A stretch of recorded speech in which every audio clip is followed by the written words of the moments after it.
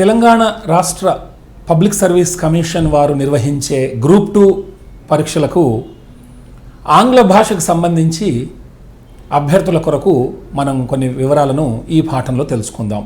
గతంలో కొన్ని ముఖ్యాంశాలను మనం తెలుసుకున్నాం. ఈ ఆంగ్ల భాషకు సంబంధించిన ఈ జనరల్ స్టడీస్ పేపర్లో 15 నుంచి 20 దాకా 15 నుంచి 20 ప్రశ్నలు ఆంగ్ల భాషకు సంబంధించి అడిగే అవకాశం ఉంది. వ్యాకరణాంశాలన్నింటినీ మనం నేర్చుకొని పెట్టుకుంటే ఈ పరీక్ష పేపర్ని ప్రశ్నలను ఎదుర్కోవటం చాలా సులభమైన ప్రక్రియ. దానికి ఒక మంచి ప్రణాళిక, ప్రతి అంశాన్ని లోతైనటువంటి శ్రద్ధతో మనం తెలుసుకోవచ్చు. గతంలో తెలుసుకున్న అంశాలతో పాటు మరిన్ని అంశాలను మనం పరీక్షను దృష్టిలో పెట్టుకొని ఇప్పుడు తెలుసుకుందాం. బేసిక్ ఇంగ్లీష్ అని చెప్పేసి 10వ తరగతి స్టాండర్డ్లో ఉంటాయి ప్రశ్నల యొక్క స్థాయి. మనం అందులో miscellaneous errors and misplaced words అనే ఒక అంశాన్ని ఇప్పుడు చూద్దాం. మిస్లేనియస్ ఎర్రర్స్ అంటే రకరకాల లోపాలను పొరపాట్లను ఇచ్చేసి పార్ట్గా, ఇప్పుడు ఉదాహరణకు ఒక వాక్య భాగం ఇచ్చేసి ఏ అంటాడు, ఒక ఆబ్లిక్ పెడతాడు, మళ్ళీ బి, ఒక ఆబ్లిక్ సి, అందులో ఏబిసిడి అలా ఇచ్చి ఈ దాకా ఇచ్చి ఎక్కడ పొరపాటు ఉంది, అందులో వ్యాకరణానికి సంబంధించిన పొరపాట, లేకపోతే అంటే వర్డ్ ఆర్డర్లో ఉందా, సింటాక్స్ లేదనుకుంటే ఎక్కడ పొరపాటు ఉంది, బేసిక్గా టెన్సెస్లోనా, లేకుంటే వాయిసా, లేకుంటే సరైన ప్రెపోజిషన్ వాడలేదా, అడ్వర్బ్ సరిగ్గా లేదా, ఆర్టికల్ తప్పు ఉందా, ఇలా ఏదైనా అడగవచ్చు. అందుకే మిస్లేనియస్ ఎర్రర్స్ అని చెప్పేసి అన్నాం. ఎర్రర్ అంటే చాలా చిన్న తప్పిదం, పెద్ద తప్పిదాన్ని మిస్టేక్ అంటాం. మిస్టేక్ అంటే చిన్నగా ఉండేది ఎర్రర్. సో ఇక్కడ ఒక ఎగ్జాంపుల్ చూడండి. Oil is now so expensive that India will have to cut subsidies, instead face running out of funds to import oil. మళ్ళీ చదువుతున్నాను. Oil is now so expensive that, ఇది A, India will have to cut subsidies, B, instead face running out, C, of funds to import oil, D, no error అని చెప్పేసి ఇచ్చారు. ఇక్కడ ఏ భాగంలో అంటే వాళ్ళు ఆ వాక్య భాగం ఇచ్చి బ్రాకెట్లో ఏ ఆబ్లిక్ పెట్టేస్తారు, అదొక భాగం చాలా క్లియర్గా డిమార్కేట్ చేస్తారు. ఇందులో ఎక్కడ లోపం ఉంది, ఎక్కడ తప్పు ఉంది. Oil is now so expensive that కరెక్ట్గా ఉంది. India will have to cut subsidies కరెక్ట్గా ఉంది. Instead face running out, instead face running out ఇక్కడ ఏదో తికమక అనిపిస్తూ ఉంది. Of funds to import oil. So నూనెను దిగుమతి చేసుకోవడానికి ఇప్పుడు బాగా చాలా అధిక ఎక్స్పెన్సివ్గా అయ్యింది ఆయిల్ కదా, కాబట్టి మనము సబ్సిడీస్ పైన తగ్గించాల్సినటువంటి అంశం ఉంది, లేదనుకుంటే అసలు ఆయిల్ని మనము దిగుమతి చేసుకోలేము. So instead face running out అని ఉంది. ఇక్కడ ఇన్స్టెడ్ ఆఫ్, మామూలుగా ఇన్స్టెడ్ అంటేనేమో ఆల్టర్నేటివ్ టు అని, అక్కడ నిజానికి ఏముండాలంటే ఇన్స్టెడ్ ప్లేస్లో ఆర్ఎల్స్ అలా కానిచో. చూడండి ఒకసారి. Oil is now so expensive that India will have to cut subsidies, or else అలా చేయకపోతే face running out of funds to import oil, అప్పుడు ఆయిల్ని దిగుమతి చేసుకోవడానికి మనకి నిధుల యొక్క లేమి వచ్చేస్తుంది. అదర్వైజ్ ఆర్ఎల్స్ అని అంటే ఇక్కడ ఇన్స్టెడ్ ఎక్కడైతే ఉందో ఆ సి అనే పార్ట్లో లోపం ఉంది, దాన్ని మనము స్పాట్ చేయాలి.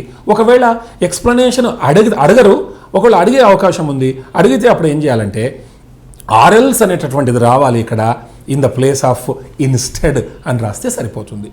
ఇంకొక ఎగ్జాంపుల్ చూద్దాం. దో he is very wealthy and powerful, he has any concern for the poor. Though he is very wealthy and powerful, he has any concern for the poor. ఎక్కడ ఉంది లోపం, ఏ పార్ట్లో ఉంది?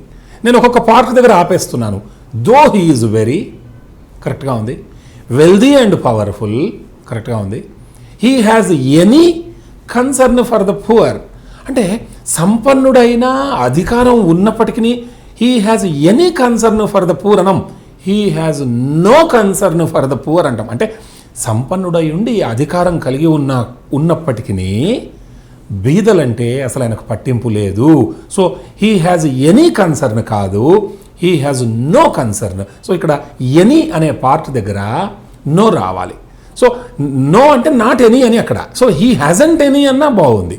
సో అక్కడ హీ హ్యాజ్ ఎనీ అనే part తప్పుంది కాబట్టి దాన్ని మనం అంటే మిస్లేనియస్ ఎర్రర్ అని చెప్పేసి మనం దాన్ని గుర్తించవచ్చు. ఇక్కడ no should replace any. Though he is very wealthy and powerful, he has no concern for the poor, అలా చెప్పాలి. ఇంకొక ఎగ్జాంపుల్ చూద్దాం. I do not know who of the new trainees should be confirmed. I do not know who of the new trainees should be confirmed. ఇక్కడ ఎవరో కొత్త trainees ఉన్నారు, అందులో ఎవరిని కన్ఫర్మ్ చేయాలి నాకు తెలియదు, ఏ వ్యక్తిని కన్ఫర్మ్ చేయాలి. సో ఇక్కడ I do not know who of the అంటాం. అసలు అంటే హూ అంటే ఏంటి, ఇక్కడ అందులో ఎవరిని తీసుకోవాలి. ఎప్పుడైతే ఒక చిన్న గుర్తుపెట్టుకోవాల్సింది ఏంటంటే, నిజానికి విచ్ అనే పదాన్ని మనుషులకు వాడవచ్చు, వస్తువులకు వాడవచ్చు. ఇప్పుడు ఇక్కడ వస్తువులు ఉన్నప్పుడు ఇక్కడ కొన్ని ఉన్నాయి ఆప్షన్స్ ఇచ్చేసి, ఇందులో నీకు ఏది కావాలంటే విచ్ డూ యూ వాంట్ అంటాం. ఇక్కడ ఫలానా ABCD ఇవి ఉన్నాయి, which do you want, which of these అనాలి. అంటే ఎంచుకునే చాయిస్ ఉన్నప్పుడు విచ్ అనాలి, ఆ చాయిస్ లేనప్పుడు వాట్ అనాలి. వాట్ డూ యూ వాంట్, నా దగ్గర కొన్ని వస్తువులు ఉన్నాయి, వాట్ డూ యూ వాంట్ అది ఇన్ఫర్మేషన్ లేదు. అక్కడ ఉన్నప్పుడు చాయిస్ ఉన్నప్పుడు విచ్ డూ యూ వాంట్. ఇక్కడ చాలామంది ఉన్నారు జనాలు, ఎవరిని కలవాలనుకుంటున్నావు, which person do you want to meet అనాలి తప్ప, లేదా హూ డూ యూ వాంట్ అనొచ్చు. చాయిస్ ఉన్నప్పుడు విచ్. ఇక్కడ కాబట్టి ఏ ట్రైనీని కన్ఫర్మ్ చేయాలి అన్నప్పుడు I don't know which of the new trainees, ఇక్కడ హూ ఆఫ్ ద కాదు, చాయిస్ ఉంది కాబట్టి మనుషులకు కూడా విచ్ వాడుకోవచ్చు, ఇది తప్పు కాదు. సో హూ ఆఫ్ ద అనే అంశంలో ఇక్కడ ఆ పార్ట్లో పొరపాటు ఉంది. సో అక్కడ who should be replaced by which, ఇది వివరణ. నెక్స్ట్ ప్రశ్నకి వెళ్దాం. Banks in India cannot open ATMs except obtaining approval from RBI. Banks in India cannot open ATMs except obtaining approval from RBI. ఇక్కడ ఏంటంటే రిజర్వ్ బ్యాంక్ నుంచి approval అంటే వాళ్ళ యొక్క అనుమతి లేకుండా బ్యాంకులు ఈ ఆటోమేటెడ్ టెల్లర్ మెషిన్స్ను ఎక్కడ కూడా వాళ్ళు స్టార్ట్ చేయలేరు, దానికి అనుమతి కావాలి. అంటే వీళ్ళ అనుమతి లేకుండా వాళ్ళు దాన్ని ATM సెంటర్ని స్టార్ట్ చేయలేరు. కాబట్టి ఇక్కడ ఏముంది చూడండి, banks in India cannot open ATMs except obtaining కాదు, ఎక్సెప్ట్ ఒబ్టైనింగ్ అప్రూవల్ కాదు, విదౌట్ ఒబ్టైనింగ్ అప్రూవల్ లేకుండా RBI నుంచి పొందలేరు. కాబట్టి ఇక్కడ ఎక్సెప్ట్ ఒబ్టైనింగ్ అనే C పార్ట్ దగ్గర ఇక్కడ తప్పు ఉంది, లోపం ఉంది. So without should replace except. So ఆ పార్ట్లో మనం తప్పు ఉందని చెప్పేసి గుర్తిస్తే సరిపోతుంది. So I repeat, banks in India cannot open ATMs without obtaining approval from RBI. So ఇక్కడ ఎక్సెప్ట్ తప్పు. 5వ ఉదాహరణ చూద్దాం. Parents should ensure and cultivate reading habits between their children. Parents should ensure and cultivate reading habits between their children. ఇక్కడ చాలా simple, పిల్లల్లో మంచి చదివే అలవాటును తల్లిదండ్రులు సృష్టించాలి లేదా అది క్రియేట్ చేయాలి అని ఇక్కడ ఉద్దేశం. సో ఇక్కడ ఎంతమంది చిల్డ్రన్, ఎంతమంది ఉండొచ్చు పిల్లలు, వీళ్ళు తక్కువ మంది ఉన్నారా ఎక్కువ మంది ఉన్నారా మనకు చాలా క్లియర్గా లేదు. సో ఇక్కడ ఏంటంటే బిట్వీన్ అనే పదం వచ్చింది ఇక్కడ, reading habits between their children. నిజానికి బిట్వీన్ అమాంగ్ మధ్యలో అనేటటువంటి అర్థంతో ఈ రెండు పదాలు రిపీటెడ్గా మనకి వ్యాకరణాంశాల్లో వస్తుంటాయి. ఇద్దరే ఉన్నప్పుడు మనం బిట్వీన్ వాడాలి, 2 లేదా 2. అంతకంటే ఎక్కువ అంటే 3 నుంచి ఆ పైన ఉన్నప్పుడు అమాంగ్ వాడాలి. ఈ చిన్న అంశాన్ని గుర్తుపెట్టుకుంటే ప్రతి పోటీ పరీక్షలో ఖచ్చితంగా మనకి ఒక 2 మార్కులు మన చేతిలో ఉన్నట్టే. సో ఇక్కడ ఏమవుతుంది, parents should ensure and cultivate reading habits between their children కాదు, అమాంగ్ దేర్ చిల్డ్రన్. ఒకవేళ ఇద్దరే కనుక ఉండింటే బిట్వీన్ రాజు అండ్ రవియో ఏదో ఇచ్చేవాళ్ళు, అది ఇవ్వలే. కాబట్టి మనం ఖచ్చితంగా దీన్ని బహువచనంగా ప్లూరల్ నంబర్గా భావించాలి. సో అమాంగ్ అనేది రావాలి, ఇది కరెక్ట్ ఆన్సర్. ఒకసారి ఈ సిరీస్లో ఇలా చూసుకుంటూ ఖచ్చితంగా తప్పు ఉందో ఏమో అనుకోకూడదు, ఎందుకంటే ఒకసారి నో ఎర్రర్ కూడా ఉండవచ్చు, ఆ కోణంలో కూడా గమనించాలి. కాబట్టి సావధానంగా ఇచ్చిన వాక్యాన్ని మనం చదవాలి. ఇప్పుడు ఇంకొక ఎగ్జాంపుల్ చూద్దాం. Under the terms of the new deal the channel can broadcast the next cricket tournament to be played among India and Australia. బాగా వినండి. Under the terms of the new deal, the channel can broadcast the next cricket tournament to be played among India and Australia. ఇందాకనే గమనించాం మనం between and among అని. ఇక్కడ ఈ కొత్త ఒప్పందం ప్రకారము ఈ ఛానల్ అనేది ఈ కొత్త అంటే భారతదేశము ఆస్ట్రేలియా మధ్య జరిగే క్రికెట్ టోర్నమెంట్ని అది ప్రసారం చేస్తుంది. ఇక్కడ ఎవరు ఆడేది? రెండే దేశాలు, ఇండియా అండ్ ఆస్ట్రేలియా రెండే ఉన్నాయి. కానీ ఎలాంటి ప్రిపోజిషన్ వాడారు? అమాంగ్ అనేది వాడారు. మనం మూడు లేదా అంతకంటే ఎక్కువ ఉన్నప్పుడు అమాంగ్ అన్నాము, రెండింటి మధ్యలో అయితే బిట్వీన్ అన్నాం. సో ఇక్కడ అమాంగ్ అనేది తప్పు. కాబట్టి అక్కడ ఏముండాలి? Between should replace among. So correct answer ఎక్కడ ఉండాలంటే under the terms of the new deal the channel can broadcast the next cricket tournament to be played between India and Australia. ఇది right answer. Number 7 చూద్దాం example. In 1927 Charles Lindbergh was the first to fly solo non-stop from New York to Paris in such a short time. In such a short time. ఇది అంటే అతను ఒక్కడే non స్టాప్గా New York నుంచి ప్యారిస్కి fly చేశాడు అని అర్థం. In 1927 Charles Lindbergh was the first to fly solo non stop from New York to Paris in such short time. ఇక్కడ సచ్ షార్ట్ టైం అనం మనం నిత్య జీవితంలో సచ short time, సచ short time.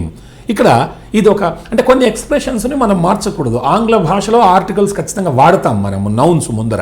So ఇక్కడ ఆ స్వల్ప వ్యవధిలో అనేటటువంటి ఎక్స్ప్రెషన్లో మనం ఎప్పుడు కూడా సచ్ అ షార్ట్ టైం అంటాం. ఇది ఎట్టి పరిస్థితుల్లో మార్చకూడదు. కాబట్టి ఇక్కడ ఇస్తుంది ఏంటంటే సచ్ షార్ట్ టైం అన్నారు.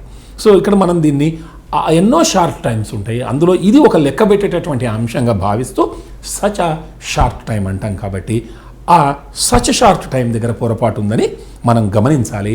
And remember such a short time is always right and never use such short time because it is wrong. Now will go to the next example. TALC talk, మనం talcum powder అంటాం. Talk a soft mineral with a variety of users is sold in slabs or in powdered form. So ఈ talc అనేటటువంటిది ఇది soft mineral with a variety of users. అంటే దీన్నట with talc a soft mineral. ఈ మినరల్కి ఏముందంట? With a variety of users. Variety of users బాగా గమనించండి. Is sold in slabs or in powdered form. ఇది అంటే ముక్కలుగా పలకలుగా కానీ లేకుంటే పౌడర్ ఫామ్లో కానీ దీన్ని ఈ మినరల్ను అమ్ముతారు. దీనికి చాలా ప్రయోజకులు వాడకం ధరల ప్రయోజనాలు ఉన్నవా? ముందు మనం టాల్క్ తీసుకున్నప్పుడు టాల్కమ్ పౌడర్ అంటాం కదా, దాన్ని the soft mineral with a variety of users కాదు, with a variety of uses. ఎన్నో ప్రయోజనాలు కలిగినటువంటి దీన్ని వాడతారు అని. సో ఒక చిన్న పొరపాటు చూడండి, ఇక్కడ uses should replace users. So ముందు దానికి యూజెస్ ఉంటే తర్వాత మార్కెట్లోకి వచ్చినాక అప్పుడు యూజర్స్ స్టార్ట్ అవుతారు, కస్టమర్స్. కాబట్టి soft mineral with a variety of users దగ్గర వెరైటీ ఆఫ్ యూజెస్ రావాలి. ఒక్కసారి దాన్ని వింటే ఆ కోణంలో ఆలోచించడం అర్థమవుతుంది. కాబట్టి పరీక్షలో అది చాలా సులభం అవుతుంది. Next will go to the 9th one. Alike ethnographers, ethnohistorians make systematic observations, but they also gather data from documentary and oral sources. ఇక్కడ ఎథ్నోగ్రాఫర్స్ అంటే మానవ జాతికి సంబంధించిన శాస్త్రవేత్తలు, అంటే మనుషుల గురించి అధ్యయనం చేసేవాళ్ళు ఎథ్నోగ్రాఫర్స్. ఏమంటున్నాడు?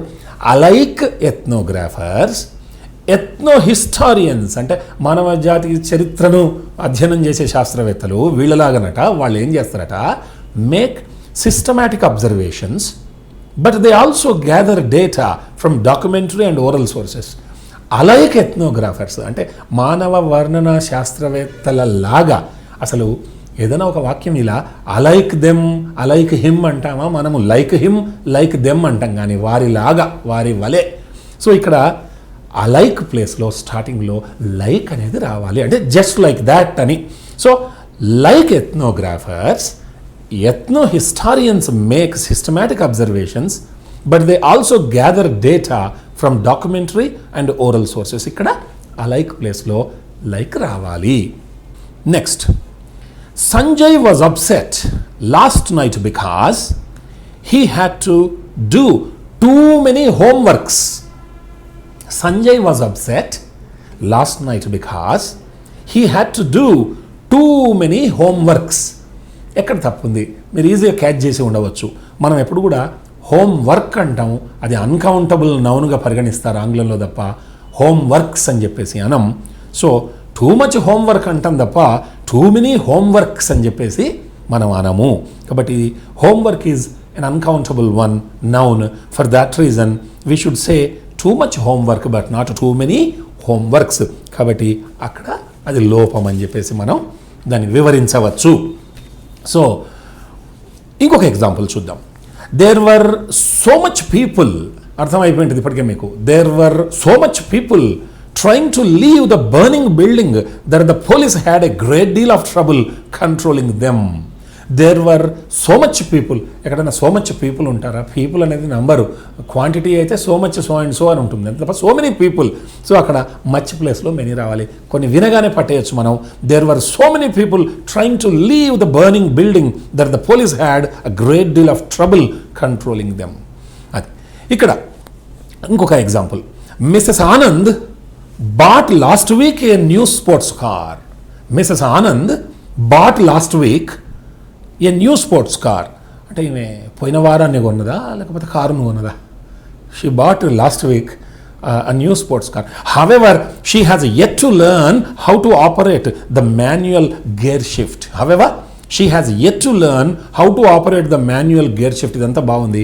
స్టార్టింగ్లోనే ఒక లోపం ఉంది, బాగా గమనించండి. Mrs Anand bought last week a new sports car. A place for everything and everything in its place అన్నట్టుగా ప్రతి వస్తువుకు స్థలం, ఆ స్థలం దాని ప్లేస్లో ఉండాలంటే ఇక్కడ వాక్య నిర్మాణం కూడా వర్డ్ ఆర్డర్ ఎట్లుండాలంటే subject Anand, verb action she bought, she did what, she bought. She bought what? A new sports car. She bought that when? Last week. ఇది ఒక క్రమమైన పద్ధతి. సో సబ్జెక్టు, వర్బు, ఆబ్జెక్టు వచ్చిన తర్వాత బట్ వెన్, ఆ time అనేది తర్వాత రావాలి. కానీ ఇక్కడ ఏమైంది? Mrs Anand bought last week a new sports car. అది ఎలా ఉండాలంటే Mrs Anand bought a new sports car last week. పదాల అమరిక అది. సో ఇంకొక ఎగ్జాంపుల్ కూడా చెప్తారు. అతను వాళ్ళ గ్రామంలో ఉండే ఆస్తులు, పొలాలు అన్నీ అమ్ముకోవడానికి తన భార్యతో సహా వెళ్ళాడు అని చెప్పడాన్ని అతను ఇంగ్లీష్లో he went along with his wife to sell all the properties అనే దాన్ని క్రమమైన పద్ధతిని మార్చి he went to his village to sell all the properties along with his wife అన్నాడట. అంటే వస్తువులతో పాటు ఆ భార్యను కూడా అమ్ముతాడంటే చూసారా ప్లేస్ ఎక్కడెక్కడ. He went to the village along with his wife to cell everything. So to cell along with his wife కాదు ఇక్కడ. సో ఇలా ఇక్కడ కూడా అలాంటిదే అన్నట్టు. దాని యొక్క వర్డ్ ఆర్డర్ని మనం సరిగ్గా దృష్టిలో పెట్టుకోవాలి. So Mrs Anand bought a new sports car last week. ఇలా ఉండాలి. కాబట్టి మిస్టేక్ ప్రారంభంలోనే ఉంది. ఇది ఒకసారి ఇలా గమనిస్తే మనకు ఈ విషయాలన్నీ కూడా చాలా సులభంగా మనకు అవగతం అవుతాయి. చివరి ఎగ్జాంపుల్ చూద్దాం ఇందులో. Neha hardly never misses an opportunity to play the tennis tournaments. Neha hardly never misses an opportunity to play the tennis tournaments. నిజానికి హార్డ్లీ అనేది నెగిటివ్ మీనింగ్ఫుల్ పదం ఆంగ్లంలో. కొన్ని barely, scarcely, rarely, never, not only, only ఇలాంటివన్నీ కూడా negative meaningful words. అందులో ఒకసారి not కనపడదు. ఇప్పుడు చూడండి, హార్డ్లీలో నాట్ కనపడదు, కానీ అది అందులో అది నెగిటివ్ మీనింగ్ఫుల్ వర్డ్. కాబట్టి అది వచ్చిన తర్వాత మళ్ళీ నెవర్ రాకూడదు, అందులోనే నెగిటివిటీ ఉంది. కాబట్టి నేహ హార్డ్లీ నెవర్ అనకూడదు, నేహ హార్డ్లీ ఎవర్ అనాల. కాబట్టి ఇప్పుడు ఐ హార్డ్లీ గో అంటే అక్కడ ఐ నెవర్ గో అని అక్కడ ఆల్మోస్ట్ దాని అర్థం. కాబట్టి నేహ హార్డ్లీ నెవర్ అన్నప్పుడు నేహ హార్డ్లీ ఎవర్గా మార్చాలి. సో స్టార్టింగ్లోనే దాని మిస్టేక్ ఉంది. సో ఈ రకంగా మనము ఈ అంశాలని ఎక్కడ మిస్టేక్ ఉందనేటటువంటి అంశాన్ని మనం ఈజీగా గమనిస్తే మనకు ఆ ప్రశ్నని ఎదుర్కోవటం చాలా చాలా సులభమవుతుంది. అదేవిధంగా మనకి మరొక ప్రధానమైనటువంటి అంశం రీడింగ్ ఎబిలిటీ, రీడింగ్ కాంప్రిహెన్షన్. అంటే ఒక పారాగ్రాఫ్ ఇచ్చేసి పారాగ్రాఫ్ చివరిలో ప్రశ్నలు ఇస్తారు, ఆ ప్రశ్నలకి సమాధానాలు రాయటం. ఇది మామూలు మనం 5వ తరగతి నుంచి మొదలుకొని ఐఏఎస్ పరీక్ష దాకా ప్రతి పోటీ పరీక్షలో ఈ రీడింగ్ కాంప్రిహెన్షన్ ఉంటుంది. ఇది ఒక బెస్ట్ మెథడ్ ఒక అభ్యర్థి యొక్క భాషా పాఠవాన్ని చెక్ చేయడానికి. ఎందుకంటే వాక్య నిర్మాణాలు తెలిసి ఉండాలి, తర్వాత లాజికల్ సీక్వెన్స్ ఎలా ఉంది, పారాగ్రాఫ్ ఇతనికి అర్థం కావాలి అభ్యర్థికి, దాంట్లో స్పెల్లింగ్ మిస్టేక్స్ తెలియాలి, ఇడియోమాటిక్ ఎక్స్ప్రెషన్స్, వొకాబులరీ, లేకుంటే గ్లామర్ అన్నీ తెలిస్తే తప్ప దాన్ని ఆ క్వశ్చన్స్ని అటెంప్ట్ చేయలేడు. అయితే ఇక్కడ ఒక్కసారి జస్ట్ ఈ అంశాన్ని వినండి. Reading ability, reading comprehension. Para jumbles, PJs are routinely seen nowadays in most of the English sections. PJs are similar to reading comprehension in many ways. Ideally, PJs should be attempted either before reading the RC or after reading the RC. However, this is left to the individual choice of the candidate. The most basic step is to rearrange the sentences into a logical sequence. You can arrange these sentences easily by using some common sense and logic of elimination. Read all the sentences, identify the opening sentence, identify concluding sentence, look for connecting sentences and build sentence pairs. You will usually find sentences which you know for certain connect with each other. You can then build sentence pairs to complete the paragraphs. అంటే ముందు మీరు అక్కడ ఇచ్చినటువంటి పారాగ్రాఫ్ని, అంటే జనరల్గా ఏం చెప్తారంటే నిపుణులు, ముందు పారాగ్రాఫ్ చదవకండి, ప్రశ్నలని బాగా చదవండి, ప్రశ్నలని బాగా చదివిన తర్వాత అసలు ఆ ప్రశ్నలు ఏం అడుగుతున్నారు, తద్వారా మీరు నెక్స్ట్ ఒక 2-3 సార్లు ప్రశ్నలు చదివి నెక్స్ట్ పారాగ్రాఫ్కి వస్తే ఆ పారాగ్రాఫ్ మొత్తం చదవాల్సిన అవసరం ఉండదు. ఈ ప్రశ్నలో అడిగిన అంశాలను దృష్టిలో పెట్టుకొని అక్కడ మనం ఆన్సర్స్ చెక్ చేస్తుంటాం, అవసరము లేని వాక్యాలను ఎలిమినేట్ చేస్తుంటాం. కాబట్టి జనరల్ టెక్నిక్ ఏంటంటే ముందు read the questions first thoroughly, once, twice, thrice, then you go back to the paragraph. అప్పుడు ఏమవుతుందంటే అవసరం లేని వాక్యాలను ఎలిమినేట్ చేసి కావాల్సినటువంటి ప్రశ్న జవాబు మనం పారాగ్రాఫ్లో దొరికించుకోవచ్చు. ఇది రీడింగ్ కాంప్రిహెన్షన్ సంబంధించిన అంశం. ఏదైనా అంతే, వాటిని పదే కొన్ని ఎగ్జాంపుల్స్ చేస్తే తప్ప మనకు రాదు. But reading comprehension is one of the important aspects of any competitive examination and also the linguistic ability of a candidate can be understood by giving this comprehension passage.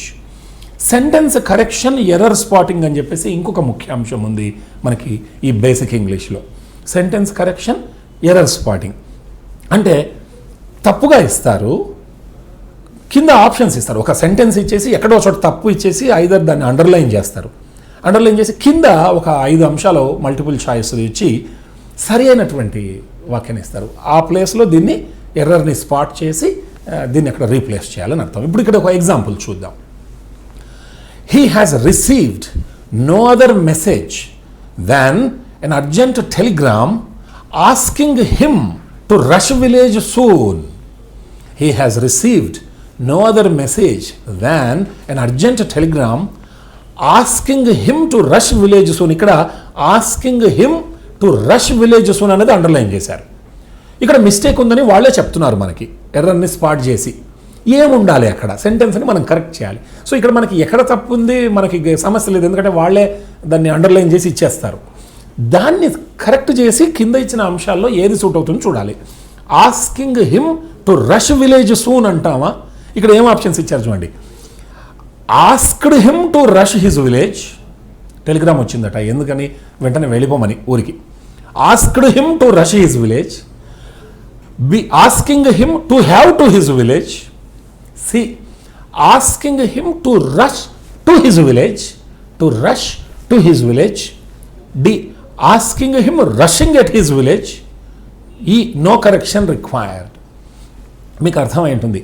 Asking him to rush to his village ఇది correct answer.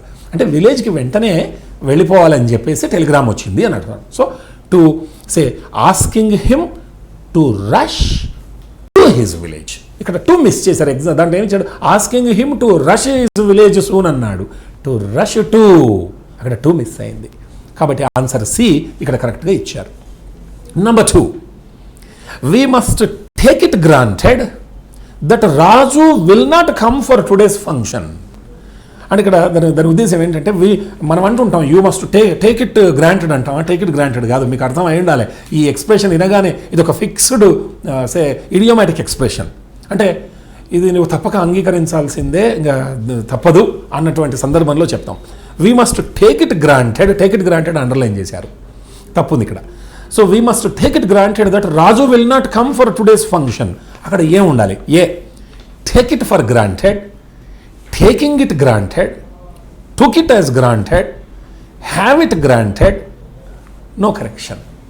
So take it for granted, take for granted అంటే దాన్ని తప్పకుండా నువ్వు accept చేయి ఉన్నది ఉన్నట్టుగా, ఇంకా వేరే మార్గం లేదు అని చెప్పడానికి. You take it for granted, this will happen.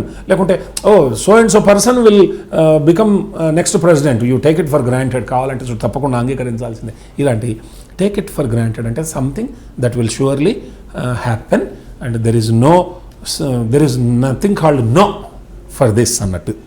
So take it for granted is the right answer. Next third item చూద్దాం. The train will leave at 8:30 PM. We have been ready by 7:30 PM. ఇక్కడ have been underline చేసి ఉంది. The train will leave at 8:30 PM, 8:30కి వెళ్తుంది. We have been ready by 7:30 PM, 7:30కు రెడీగా ఉన్నాం. So that we can reach the railway the station in time.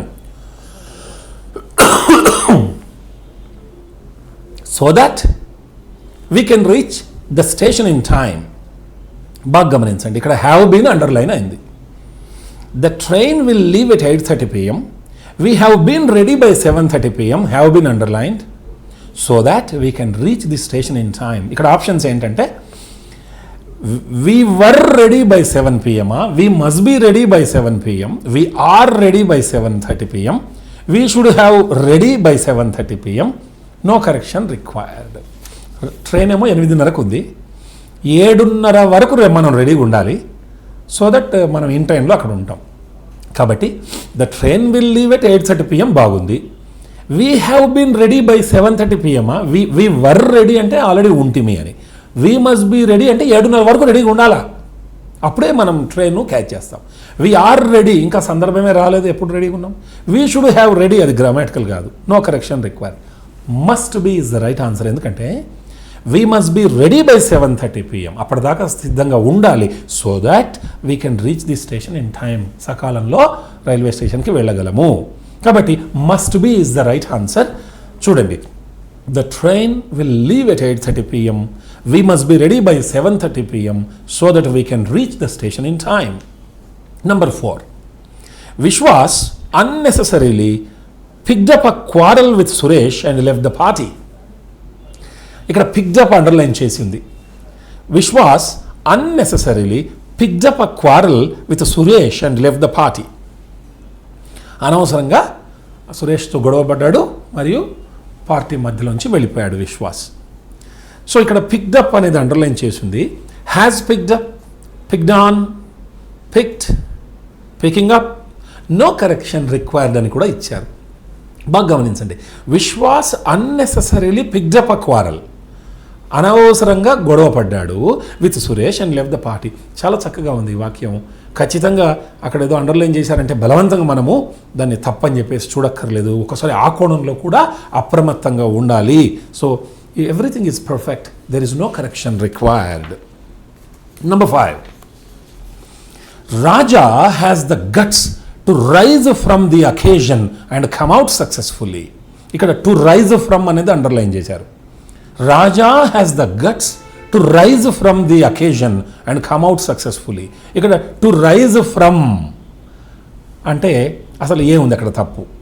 In rising from అనాలా, to rise with, to rise against, to rise to, no correction required. మనం మామూలుగా ఏమంటామంటే ఏదైనా ఒక సమస్య వచ్చినప్పుడు ఆ సమస్యను ఎదుర్కొనే తెగువ ఇతనికి ఉంది అని చెప్తాం. దీన్ని ఒక ఇడియోమాటిక్ ఎక్స్ప్రెషన్లో to rise to, R I S E, to rise to the occasion, to rise to the occasion అంటే ఆ సమస్యను ఎదుర్కోవడానికి సిద్ధపడతాడు అన్నప్పుడు చెప్తాం అనుకో. ఇక్కడ right answer to rise to the occasion. Raja has the guts, అతనికి ఆ ధైర్యం తెగువ ఉందట, to rise to the occasion and come out successfully. ఏ సమస్య వచ్చినా అతను దాన్ని ఎదుర్కొంటాడు, విజయవంతంగా ముందుకు వస్తాడని అర్థం. So please remember, to rise to the occasion అనాలి. అన్నప్పుడు సమస్యను ఎదుర్కొనే తెగువ ఉండటం అన్నట్టు. అంటే everybody must be ready to rise to any occasion, అంటే ఎట్లాంటి సమస్య వచ్చినా ఎదుర్కోవడానికి రెడీగా ఉండాలి అని చెప్పటం అన్నట్టు. Number 6, I need not offer any explanation, my behaviour is speaking itself. Is speaking itself underline చేసి ఉంది. I need not offer any explanation, my behaviour is speaking itself. ఇక్కడ ఈజ్ స్పీకింగ్ ఇట్ సెల్ఫ్ తప్పట. ఇక్కడ ఏముంది? Will speak to itself, speaks for itself, has been speaking, speaks about itself, no correction. అంటే మనం ఏమంటాం? నేను ప్రత్యేకంగా చెప్పడం ఏంటి నా ప్రవర్తన గురించి? నా ప్రవర్తననే మాట్లాడుతుంది. మనం అంటాం కదా, actions should speak louder than words అని, మాటల కంటే కూడా చేతల ద్వారా. అలా నేను వివరణ ఇచ్చుకోవాల్సిన ప్రత్యేకమైన వివరణ ఇచ్చుకోక్కర్లేదు. నా ప్రవర్తననే తనకు తానుగా మాట్లాడుతుంది. కాబట్టి ఇక్కడ will speak to it self, తనంతట అంటే తనతో తాను మాట్లాడదు. స్పీక్స్ ఫర్ ఇట్ సెల్ఫ్, తనకు తానుగా మాట్లాడుతుంది అంతే. హ్యాస్ బీన్ స్పీకింగ్, అదేమన్నా మనిషి మాట్లాడడానికి. స్పీక్స్ అబౌట్ ఇట్ సెల్ఫ్, తన గురించి మాట్లాడుతుందా? No correction. అంటే ఇక్కడ స్పీక్స్ ఫర్ ఇట్ సెల్ఫ్ అంటే నా ప్రవర్తన ద్వారానే మీరు అర్థం చేసుకోవచ్చు నేను అలాంటి వ్యక్తిని అని చెప్పడం ఇక్కడ. కాబట్టి behaviour speaks for itself is the right answer. 7, Prashant could reached by now if he had gone by taxi. Prashant could reached అని ఉంది ఇక్కడ, ఇది ungrammatical. By now if he had gone by taxi అంటే ఇక్కడ ఒకవేళ ట్యాక్సీలో కనుక వెళ్ళి ఉండింటే అతను చేరుకోగలిగి ఉండేవాడు అనేది ఇక్కడ ఉద్దేశం. ఒకవేళ వెళ్ళుంటే ఇది ఇంపాసిబుల్ కండిషన్. మనకి కండిషనల్ సెంటెన్సెస్ ఉంటాయి, probable condition, possible condition, impossible. ఇది చూస్తుంటే impossible condition past perfect tense వాడినప్పుడు ఇఫ్ సెంటెన్సు అవతల కూడా పర్ఫెక్ట్ ఆస్పెక్ట్లో ఉండాలి. ప్రశాంత్ కుడ్ రీచ్డ్ కాదు, if he had gone by taxi, he had gone by taxi, had gone could have reached, went could reach, goes can reach. చాలా simple, ఎంత బాగుంది చూడండి. If he goes by taxi he can reach, if he went by taxi he could reach, if he had gone he could have reached. ఎంత simple. కాబట్టి ఇక్కడ if he had gone అని fast పర్ఫెక్ట్లా if clause వచ్చింది కాబట్టి main క్లాజ్లో కూడా he could have reached అని రావాలి.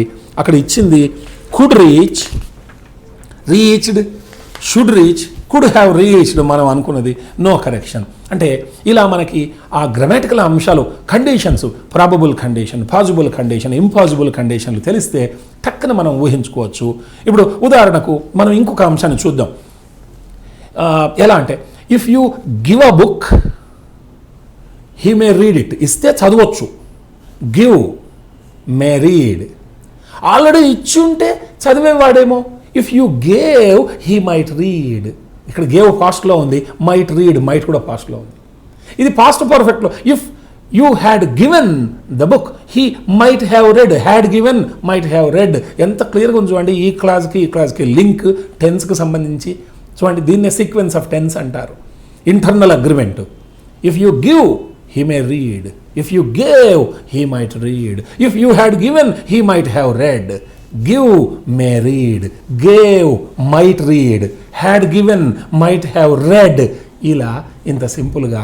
So అతను goes can reach, goes by taxi, goes can reach, vent could reach, had gone could have reached. ఇది అక్కడ మనకిచ్చినటువంటి correction. Number 8, last year the club has received a large donation. Present పర్ఫెక్ట్లో has received అంటున్నాం, last year గురించి మాట్లాడుతున్నాం. The club has received అంటే ఇది ఇప్పుడే రిసీవ్ చేసుకుంది అని. లార్జ్ డొనేషన్ లాస్ట్ ఇయర్ అని మనకి ఎప్పుడైతే అంటే మనం ఇక్కడ ఆప్షన్స్కి వెళ్ళే కంటే ముందే ఒక పాస్ట్ టైం రెఫరెన్స్ ఏదొచ్చినా హింట్ సింపుల్ పాస్ట్ టెన్స్ మాత్రమే వాడాలి. ఇది గుర్తుపెట్టుకోవాలి. 1 hour ago, yesterday, last Sunday, 10 years ago, 1 hour ago, 2 days ago. ఇలా పాస్ట్ టైంకు సంబంధించిన ఏ టైం రెఫరెన్స్ వచ్చినా మనకి చాలా సింపుల్ గుర్తుపెట్టుకోవాల్సింది ఏంటంటే కొండ గుర్తు, అది సింపుల్ పాస్ట్లో ఉండాలి. So last year the club has received కాదు, last year the club received అని ఉండాలి. చూడండి, last year the club received a large donation. ఇక్కడ హ్యాజ్ రిసీవ్డ్ అని ఇచ్చి ఆప్షన్స్ ఇచ్చాడు. Received, has to receive, had received, receives, no correction required. Last year కాబట్టి received ఉండాలి. ఇది right answer. Number 9, Sunita has managed to complete the work I gave her. Sunita has managed to complete the work I gave her. ఇక్కడ has managed అనేది అక్కడ మనకి ఇచ్చారు, has మేనేజ్డ్ని underline చేశారు. So నిజానికి బాగా గమనిస్తే కరెక్ట్గా అనిపిస్తూ ఉంది ఈ sentence. She has managed to complete the work I gave her. నేను ఇచ్చిన వర్క్ను గతంలో ఇచ్చా, ఇప్పటిదాకా పూర్తి చేయడంలో తను మేనేజ్ చేసింది అన్నట్టు అర్థం. So Sunita would have managed, has management, had to manage, has to manage. తర్వాత no correction. So no correction is the right answer. మిగతా ఆప్షన్స్ అన్నీ రాంగ్ ఆప్షన్స్ ఉన్నవి.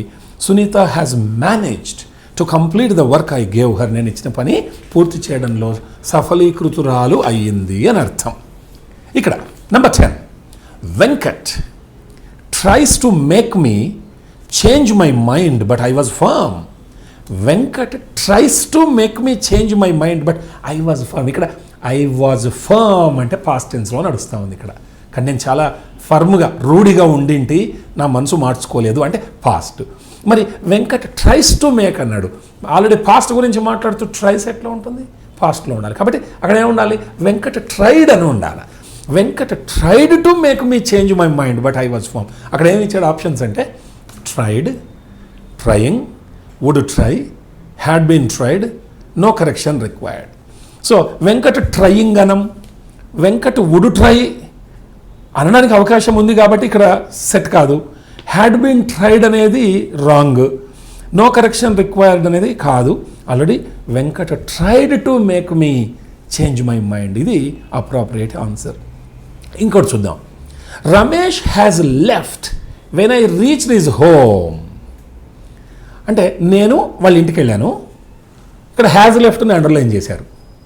అయితే ఇది చాలా రిపీటెడ్గా టెన్సెస్కి సంబంధించి మనము గుర్తుపెట్టుకోవాల్సింది ఏంటంటే past perfect tense, simple past టెన్స్ను కాంబినేషన్లో వాడతాను జనరల్గా. ఎలా అంటే గడిచిపోయిన 2 పనులను చెప్పేటప్పుడు రీసెంట్గా అయిపోయినటువంటి పనిని సింపుల్ పాస్ట్లో, అంతకంటే ముందే జరిగినటువంటి పనిని పాస్ట్ పర్ఫెక్ట్లో, అంటే పాస్ట్ ప్రీ పాస్ట్, పాస్ట్కి పాస్ట్ను మనం ప్రీ పాస్ట్ అంటాం, అదేంటో కాదు పాస్ట్ పర్ఫెక్ట్. ఒకటి సింపుల్ పాస్ట్లో ఉండాలి, ఒకటి పాస్ట్ పర్ఫెక్ట్ ఉండాలి. ఏది సింపుల్ పాస్ట్లో ఉండాలి, ఉన్న 2 అయిపోయిన పనులలో రీసెంట్ పనిని సింపుల్ పాస్ట్లో ఉంచాలి, దానికంటే ముందు జరిగిన దాన్ని ప్రీ పాస్ట్లో ఉంచాలి. ఇప్పుడు ఇక్కడ ఏమైంది, రమేష్ హ్యాజ్ లెఫ్ట్, అతను వెళ్ళిపోయాడు. When I reached his home, నేను వాళ్ళ ఇంటికి వెళ్ళా. ఒకవేళ నేనే కనుక ముందు వెళ్ళింటే నాకు అతను దొరికేవాడు, కానీ ఏమైంది, ఆయన వెళ్ళిపోయాడు. అంటే చాలా కాలం క్రితం అతను వెళ్ళిపోయాడు, రీసెంట్గా నేను అతని ఇంటికి వెళ్ళాను. కాబట్టి అతని ఇంటికి వెళ్ళటం సింపుల్ పాస్ట్లో ఉండాలి, అంతకంటే ముందు అతను వెళ్ళిపోవడం పాస్ట్ పర్ఫెక్ట్లో ఉండాలి. అప్పుడు ఏముండాలంటే Ramesh had left when I reached his home, before I reached his home he had already left, ఇలా ఉండాలన్నట్టు. సో ఇక్కడ రమేష్ హ్యాజ్ లెఫ్ట్ అని అండర్లైన్ చేశారు. So has to leave, had left, had leave, leaves, no correction. మనం అంటుంటాం ముఖ్యంగా రైల్వే స్టేషన్కి సంబంధించి, నేను రైల్వే స్టేషన్కి వెళ్ళే కంటే ముందే రైలు వెళ్ళిపోయింది, నేనే కనుక ఫస్ట్ వెళ్ళింది అంటే రైలు దొరికేది. సో ముందు ట్రైన్ వెళ్ళిపోయింది, ఆ తర్వాత నేను వెళ్ళాను. సో రీసెంట్గా వెళ్ళింది ఎవరు, నేను, కాబట్టి అది సింపుల్ పాస్ట్లో. ట్రైన్ వెళ్ళిపోవడం పాస్ట్ పర్ఫెక్ట్లో, అది కూడా ఇదే టైప్లో. ఎలా, by the time I reached the railway station the train had already gone, the train had already left, అలా చెప్పాలి.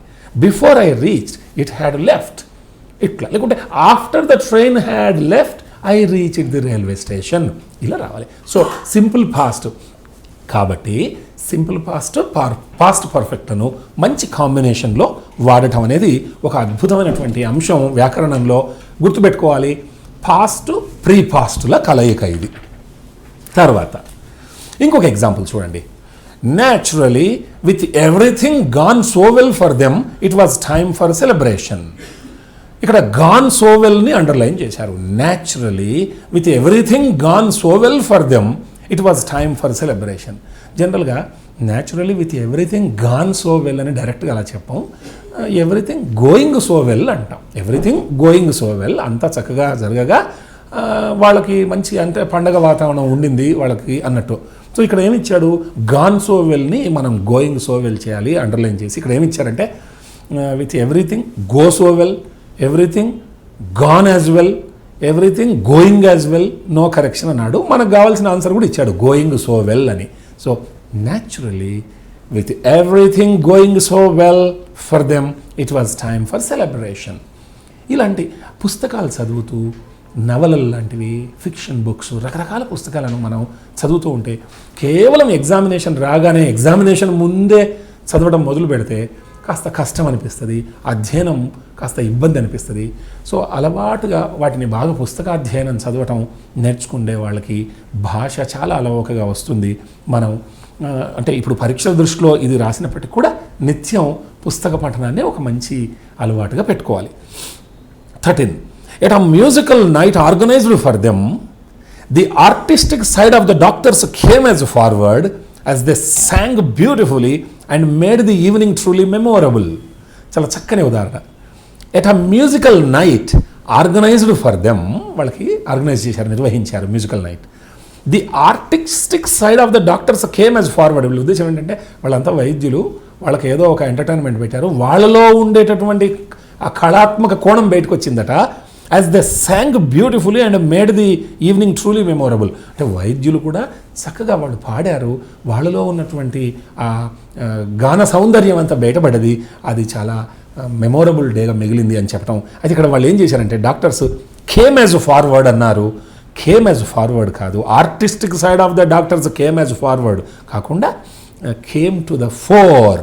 మనం ఫోర్ హెడ్ అంటాం, ఈ నుదురు ముందు ఉంటుంది, అలా it came to the fore అంటే వాళ్ళలో ఉండే ప్రతిభ బహిర్గతమైంది. It came to the fore, బయటపడ్డది అన్నట్టు అర్థం.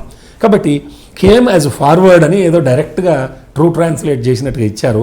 The artistic side of the doctors came as forward కాదు. అక్కడ ఆప్షన్స్ చూడండి, come forward, come to the fore, came to the fourth, came to the fore, no correction.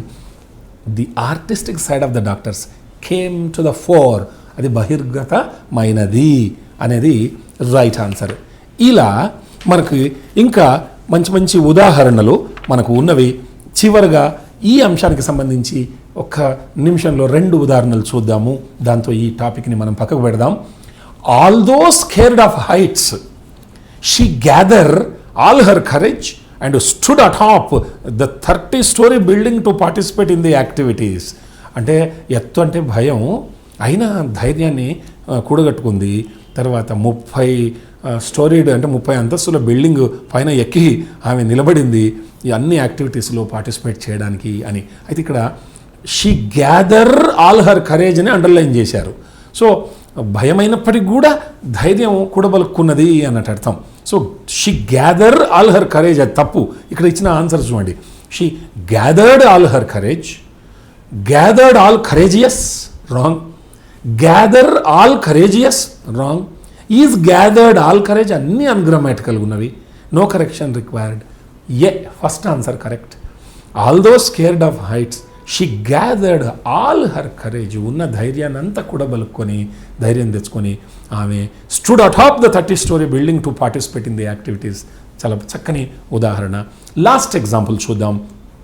Aruna is wiser than all her friends. తన స్నేహితులందరికంటేనూ ఆమె ఎక్కువ తెలివిమంతురాలు. Aruna is wiser than all her friends. అతను అక్కడ ఏమి ఇచ్చాడంటే more wise than most of, more wise than all of, more wiser than most of, more wise than most of. Simple. Wise అనే పదాన్ని తీసుకున్నప్పుడు వైజ్, వైజర్, వైజెస్ట్ అంటాం. So visor అనేది comparative, visor వస్తే దాన్ని రావాలి. ఇప్పుడు ఈ కంపారిటివ్ ఇలా వైజ్, వైజర్, వైజెస్ట్ లేకపోతే మోర్ అనేది వాడతాం, మచ్ మోర్, మోస్ట్. ఇప్పుడు బ్యూటిఫుల్ ఉంది, బ్యూటిఫుల్లర్, బ్యూటిఫుల్లెస్ట్ అనం మనం, అందుకే మోర్ బ్యూటిఫుల్, మోస్ట్ బ్యూటిఫుల్ అంటాం. కానీ ఇక్కడ ఏం చేస్తున్నాడు, మోర్ వైజ్, అన్నిట్లో మోర్ వైజ్ అన్నాడు. ఆల్రెడీ వైజ్, వైజర్, వైజెస్ట్ అన్నప్పుడు మనకి వైజర్ దెన్ అన్నది కరెక్ట్. కాబట్టి అన్ని ఆప్షన్స్ రాంగే. కాబట్టి అసలు ఇచ్చిన వాక్యం చాలా చక్కగా ఉంది. Aruna is wiser than all her friends. So ఎప్పుడు కూడా మోర్ వైజ్ అని అనవద్దు, wiser than all her friends. So దీంతో ఇక్కడికి మనకి కొన్ని ముఖ్యమైనటువంటి అంశాలు ఇందులో మనకి కవర్ అయ్యాయి. ఇప్పుడు మనం ఈ బేసిక్ ఇంగ్లీష్కు సంబంధించి మరో ముఖ్యమైన అంశం ప్రెపోజిషన్స్ అనే అంశాన్ని మనం చూద్దాం. ప్రెపోజిషన్స్ భాషా భాగాలలో అతి ముఖ్యమైనటువంటి ఒక భాషా భాగం. మనం తెలుగులో విభక్తి పదాలు లేకుంటే విభక్తి అర్థ పదాలు అని చెప్పేసి అంటుంటాం. అయితే ఈ ఇంగ్లీష్లో పేరులోనే ఉంది చూసారా, ప్రీ పొజిషన్. ప్రీ అంటే ముందు, పొజిషన్ అంటే స్థితి, ముందు స్థితి. ఈ విభక్తి అంటే ఈ పదాలు ఏం చేస్తాయంటే రెండు నామవాచకాలు లేదా రెండు సర్వనామాలు, నౌన్స్ ప్రొనౌన్స్ మధ్య రిలేషన్షిప్ని ఎస్టాబ్లిష్ చేసే పదాలు. On, in, with, for, relationship, సంబంధాన్ని ఇవి ఎస్టాబ్లిష్ చేసే పదాలు ప్రిపోజిషన్స్. ఎక్కడొస్తాయి? నౌన్స్ లేదా ప్రొనౌన్స్ ముందు వస్తాయి. ఇప్పుడు ఉదాహరణకు say the glass is on the table. On the table, the glass is on the table. The glass noun, the table noun. రెండు నామవాచకాల మధ్య రిలేషన్షిప్ ఏంటి? ఆన్, టేబుల్ పైన, టేబుల్ మీద ఉంది. ఇలా రెండు నామవాచకాలు రెండు సర్వనామాల మధ్య ఉండే సంబంధాన్ని ఎస్టాబ్లిష్ చేసే పదాలు విభక్తి పదాలు. చాలా చాలా ఇంపార్టెంట్ పదాలు ఇవి. రకరకాల అయితే తెలుగులో లాగా కాకుండా ఆంగ్లంలో ఇవి నౌన్ ప్రొనౌన్కి ముందు వస్తాయి పూర్వ పదాలుగా. అది తెలుగు భాషలో ఉత్తర పదాలుగా వస్తాయి. చూడండి, తెలుగులో అయితేనేమో టేబుల్ పైన, టేబుల్ అనే నామవాచకం తర్వాత వచ్చింది, పైన అనేది టేబుల్ మీద తర్వాత వచ్చింది. ఇంగ్లీష్లో ఆన్ ద టేబుల్, టేబుల్ నౌన్కి ముందు వస్తుంది ఆన్ అనేది, అందుకే ప్రీ పొజిషన్. ఆ తెలుగులో పోస్ట్ పొజిషన్ అవుతుంది ఉత్తర పదంగా. ఇవి నిజానికి చాలా ఈజీ. ఎవరికైతే నిఘంటువు, డిక్షనరీని చక్కగా రెఫర్ చేసుకునే అలవాటు ఉంటుందో వాళ్ళకి ప్రపోజిషన్స్ చాలా ఫింగర్ టిప్స్లో ఉంటాయి. తర్వాత వీటికి సంబంధించి జనరల్గా మనం ఏం చేస్తామంటే మూడు తప్పులు చేస్తాం. చేయాల్సింది చెయ్యం, చేయకూడనిది చేస్తాం, ఒకటి చేయాల్సిన చోట ఇంకోటి చేస్తాం. ఇప్పుడు ఉదాహరణకు మనం సే అనేటటువంటి పదం తీసుకుందాం. ఈ సే అనే పదాన్ని వాడినప్పుడు వర్బుగా, దీని తర్వాత ఎవరితో మాట్లాడినప్పుడు టు రావాలా. I said to you, I said to her yesterday, he said to me. Say కానీ సెడ్ కానీ, I say to you, he says to me. Say వాడినప్పుడు టు రావాలి. అయితే మనం ఏం చేస్తాం? చెయ్యాల్సింది చెయ్యం, ఇక్కడ టు వాడాలి కదా, వాడకుండా ఏం చేస్తాం? I said you, he said me, said to me. చేయాల్సింది చేయం, ఇది ఒక తప్పు ప్రిపోజిషన్స్లో. రెండు, చెయ్యకూడని చోట చేస్తాం, అంటే వాడకూడని చోట వాడతాం. ఇంతకుముందు వాడాల్సిన చోటనేమో వాడలేదు, ఇప్పుడు వాడొద్దన్న చోట కూడా వాడతాం. ఉదాహరణకు టెల్, ఇది కూడా చెప్పడం, సేకి సంబంధించింది. టెల్ అనేది ఎక్కడ వాడినా వర్బుగా, ఏ టెన్స్లో. డైరెక్ట్ ఆబ్జెక్టు, ఆ వ్యక్తి పేరు, వ్యక్తి గురించి వాడాలి అంతే. I told you, I tell you, she tells me, she told me, ఆమె నాకు చెప్పింది. ఇంకా ఇక్కడ ఎలాంటి ప్రపోజిషన్స్ వాడొద్దు. ఇక్కడ ఏం చేస్తాం? షీ టోల్డ్ టు మీ అంటాం, I told to you, I tell to you. ఇంతకుముందు వాడాల్సిన చోట వాడలేదు, ఇక్కడ అవసరం లేకుండా వాడుతున్నాం. అక్కడనేమో ఐ సెడ్ యూ అన్నాం, ఐ సెడ్ టు యూ అనాలి. ఇక్కడ యూ టోల్డ్ మీ అనకుండా యూ టోల్డ్ టు మీ అంటాం. సో చేయాల్సింది చెయ్యం, వద్దు అనేది చేస్తాం, చేయకూడని చోట చేస్తాం. ఇంకోటి, ఒకదాని ప్లేస్లో ఇంకొకటి చేస్తాం. ఇది మూడో ప్రధానమైనటువంటి పొరపాటు ప్రిపోజిషన్స్ విషయంలో. ఉదాహరణకి స్పీక్, టాక్ లాంటి క్రియలు వాడినప్పుడు ఆంగ్లేయులు జనరల్గా ఏం చేస్తారంటే టు అనే ప్రపోజిషన్ వాడతారు. Speak, talk. ఉదాహరణకు I'm speaking to you now, now I'm talking to you, I'm speaking to you, I spoke to you, I talked to you yesterday. Talk to, speak to. నిజానికి మీతో మాట్లాడమే speak to, talk to అంటే. మనం ఏం చేస్తామంటే తెలుగులో తో, మీతో, తో అంటే విత్ కదా, ఇంకెప్పటికీ విత్నే ఊహించుకుంటాం తప్ప తో అనే అర్థం టూతో కూడా వస్తుందని మనం కన్విన్స్ కాము. ఎందుకంటే అలవాటు, ఒకటే దానికి అలవాటు పడిపోయి ఉంటాం. ఆంగ్లేయుడు ఒకరితో మాట్లాడినప్పుడు టు అనే పదాన్ని వాడతాడు, విత్ వాడడు. ఇది తెలిస్తే చాలు. కాబట్టి ఇప్పటి నుంచి I'm talking with you, speaking with you ఇవన్నీ వద్దు. I'm talking to you, I'm speaking to you, ఇవి రావాలా. సో ఇక్కడ ఒకటి వాడాల్సిన చోట ఒకటి. అందుకేం చేస్తామంటే ఐఎమ్ స్పీకింగ్ టు యూ బదులు ఐఎమ్ స్పీకింగ్ విత్ యూ అంటాం. అంటే ఇక్కడ మూడు తప్పులు ఏంటంటే ఐ సెడ్ యూ, తప్పు. I said to you, right. I told to you, తప్పు. I told you, correct. I am speaking to you, correct. I am speaking with you, తప్పు. I am speaking to you, right. కాబట్టి చేయాల్సింది చేయాలి, చేయొద్దు అనేది చేయొద్దు, ఒకటి చేయాల్సిన చోట ఇంకోటి చేయకూడదు. ఇలాంటి 3 మిస్టేక్స్ని మనం దృష్టిలో పెట్టుకుంటే కొంచెం ప్రిపోజిషన్స్ విషయంలో గట్టెక్కొచ్చు. ప్రిపోజిషన్స్ సింపుల్ ప్రిపోజిషన్స్ అని, టు, ఇన్, ఆన్, ఫర్ ఇలాంటి. కాంపౌండ్ ప్రిపోజిషన్స్ అని before, between, beyond, among, within, without, ఇలా కాంపౌండ్ మిశ్రమ విభక్తి అర్థ పదాలు. ఫ్రేజ్ ప్రిపోజిషన్స్ అంటే పద సముదాయ విభక్తి అర్థ పదాలు. అకార్డింగ్ టు లాస్ట్కి ప్రిపోజిషన్ ఉంది. ఇన్ లివ్ ఆఫ్ లాస్ట్కి ఆఫ్ ఉంది. ఇన్స్టెడ్ ఆఫ్ చివరికి ఆఫ్ ఉంది. ఇన్ ఫ్రంట్ ఆఫ్ చివరికి ఆఫ్ ఉంది. పద సముదాయం రూపంలో ఉంటాయి కాబట్టి వీటిని ఫ్రేజ్ ప్రిపోజిషన్స్. అది ఎన్ని రకాల ప్రిపోజిషన్ అయినా ప్రిపోజిషన్ చేసేది ప్రిపోజిషన్ పనే, రిలేషన్షిప్ని ఎస్టాబ్లిష్ చేస్తుంది 2 నౌన్స్ లేదా ప్రొనౌన్స్ మధ్యలో. తర్వాత పార్టిసిపియల్ ప్రిపోజిషన్స్ అని కొన్ని ఐఎన్జీ ఫామ్లో ఉంటాయి. Regarding money, concerning money, barring my friend అంటే ఎక్సెప్ట్ మై ఫ్రెండ్ అని, బారింగ్, BARRING ప్రిపోజిషన్. సో ఇలా మనకి simple prepositions, compound prepositions, phrase prepositions, participial prepositions, ఇలా ముఖ్యమైనటువంటి 4 రకాలు ఉన్నాయి. కాకపోతే ఎగ్జామినేషన్ దృష్టిలో ఇప్పుడు కొన్ని చూద్దాం. ఇప్పుడు ఉదాహరణకు మనం ఎట్, ఇన్ వీటిని వాడతాం. ఈ ఎట్ అనేది ఒక పాయింట్ ఆఫ్ టైంను సూచిస్తుంది, ఒక ఖచ్చితమైన టైం. ఇన్ ఏమో అది ఒక లార్జర్ స్పేస్ ఆఫ్ టైంని సూచిస్తుంది. ఇప్పుడు ఉదాహరణకు he comes here at 9 o'clock in the morning. ఇక్కడ 9 మార్నింగ్ 2 తీసుకుందాం. 9 అనేది ఒక పర్టికులర్ టైం కాబట్టి ఎట్ వచ్చింది.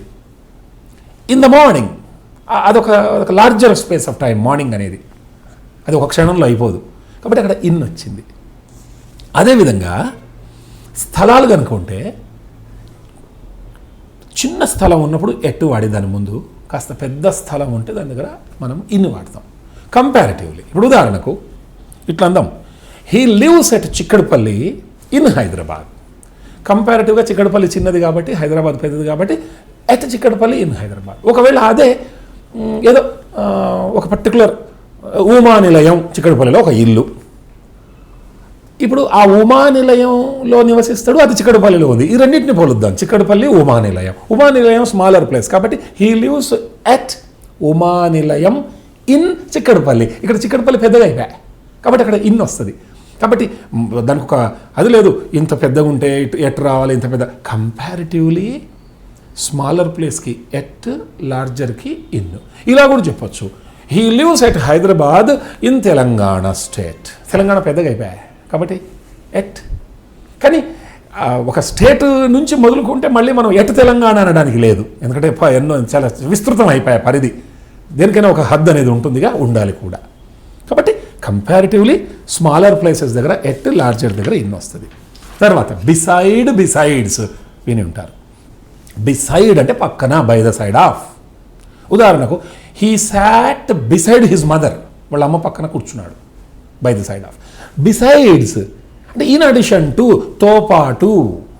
అంటే ఇక్కడ ఈ ఎగ్జాంపుల్ చెప్పచ్చు, there are our classmates besides you, నీతో పాటు అంటే ఇన్ అడిషన్ టు యూ మన క్లాస్మేట్స్ కూడా ఉన్నారు.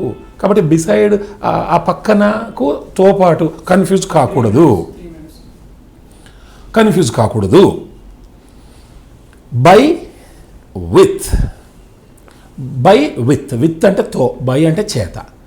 మనుషులు చేసినప్పుడు ఒక పనిని by so and so person అని, వస్తువును వాడితే విత్ సో అండ్ సో వస్తువు అని అంటాం. అంటే ఉదాహరణకు సో అండ్ సో పర్సన్ లేకపోతే so and so animal was killed with a knife by so and so person. The animal was killed with a knife, with an axe by so and so person. మనిషి అప్పుడు by రావాలి, వస్తువు అప్పుడు with రావాలి. Between, among discuss చేసాం. ఇద్దరే ఉంటే between, ఇద్దరికంటే ఎక్కువ ఉంటే among. The money was divided equally between the two brothers. లేకుంటే అమాంగ్ ద చిల్డ్రన్. లేకుంటే the chocolates were distributed equally among the children. చాలామంది ఉన్నారని అర్థం అక్కడ. సిన్స్, ఫ్రమ్, సిన్స్ అంటే పాయింట్ ఆఫ్ టైం, ఫ్రమ్ అనేది పాయింట్ ఆఫ్ టైం అంటే ఫ్రమ్ని పర్ఫెక్ట్ టెన్స్ తప్ప వేరే టెన్స్లో వాడవచ్చు. Since is used for a point of time along with the present perfect tense. She has been ill since last Monday. అప్పటి నుంచి, సిన్స్ అంటే when, since Monday, since last Monday. From can be used in any tense except perfect tense. They have lived here since the last Diwali. Present perfect వచ్చింది since, పోయిన దివాలి నుంచి. She was ill from Monday to Friday. చూసారా, she was ill simple past కాబట్టి from వచ్చింది, ఇక్కడ since రాలే. From Monday to Friday. లేకుంటే he starts work from tomorrow, ఇది ప్రజెంట్ పర్ఫెక్ట్ కాదు, హీ స్టార్ట్స్. లేకుంటే హీ విల్ స్టార్ట్, ఫ్రమ్ వచ్చింది, he will start the work from tomorrow. In, within అంటే మనం టైం గురించి మాట్లాడేటప్పుడు ఇన్ అనేది ఒక క్లోజర్, అంటే ఒక క్లోజ్ ఆఫ్ ఎ పీరియడ్ మనం వర్ణిస్తే, విదిన్ అనేది ఆ లోపలనే, అంటే less than the close of a period, దీన్ని వర్ణిస్తుంది. ఇప్పుడు ఒక ఎగ్జాంపుల్ చూద్దాం. She will return in a years time. సంవత్సర కాలంలో ఆమె మళ్ళీ వాపసు వస్తుంది, అంటే సంవత్సరం తర్వాత వస్తుందని అర్థం. She will return within a year, అంటే సంవత్సరం కంటే ముందే వస్తుంది. She will return in a years time, సంవత్సరం అయిన తర్వాత వస్తుంది, సంవత్సర కాలంలో. విదిన్ అ ఇయర్ అంటే ఆ లోపలనే వచ్చేస్తుంది. ఇలా మనం కొంచెం ప్రిపోజిషన్స్ని, నిఘంటువును వాడుతూ వాటిని వర్బ్స్ ఫాలోడ్ బై ప్రిపోజిషన్స్ చక్కగా ఇచ్చి ఉంటారు. ఆక్స్ఫర్డ్ లాంటి డిక్షనరీ చూసి చక్కగా నేర్చుకోవచ్చు. ఇది పెద్ద కష్టమైన పని కానే కాదు. కాబట్టి we wish you all the success for your examination. All the best.